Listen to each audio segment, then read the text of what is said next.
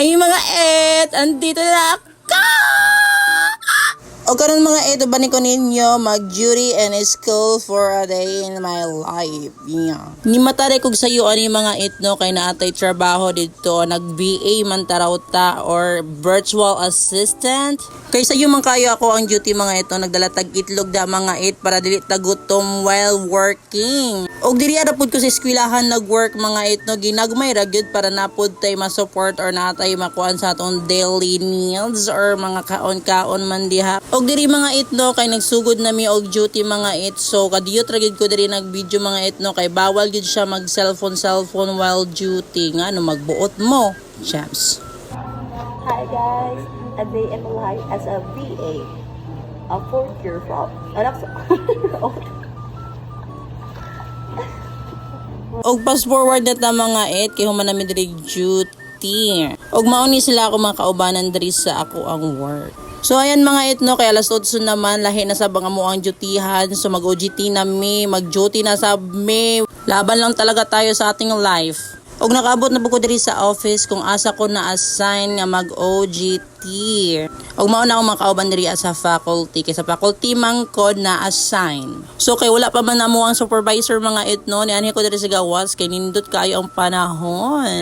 Tuod mga itno kani nga video is gikan pa ni atong Thursday mga it, kay wala man koy gana kayo mag-edit sa ako ang video, so karon pa ko naka huna-huna. Og sa karon mga itno kay naabot naman among supervisor, gisugo namin didto adto mi sa kas kay maghatag mi og syllabus. Og tanawan ninyo ang panahon karon mga itno, dagom na kaayo gaina, grabe kay kanindot, mura siya glaki no mayra sa una. Wow. So after na mo nato sa kas, nagkuha sa syllabus na ani napod mi diri as administration building with my co-OJT nga si Ruby G. And after na mo dito sa administration building mga it, balik na pod mi diri kay gisugo na pod mi sa among supervisor para hinluan ang iyang cabinet kay butan baya ko nga pagka person. Okay, wala naman pod mi lain buhaton mga it no, so gipahinlo na lang mi diri mga it para naami buhatan og naami mabutang sa among journal. Mas nindot man ang daghay buhat mga it kay para daghan kay mabutang sa imong journal o sa imong narrative report, ana ba mindset ba?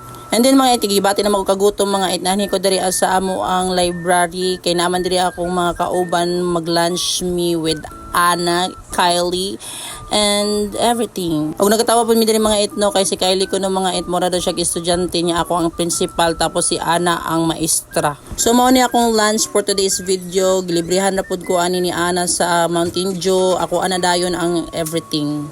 After dayon na mog pangaon mga itnan, hinadayon ko diri sa amo ang old faculty kay wala man koy mabuhat og sayo pa pud kaayo ni, so nag fitting check ay unsa pa na outfit check day mga it. O pagtungtong dari sa alauna mga itno, ni anhin na pud mi diri sa among supervisor kay gitiwas na namo ang amo ang gibuhat. O di ba mga itno, grabe gid ang panahon gay nanindot kayo, pero karon grabe na kauwan, murag laki, mayra sa una balik-balik, latse, bye.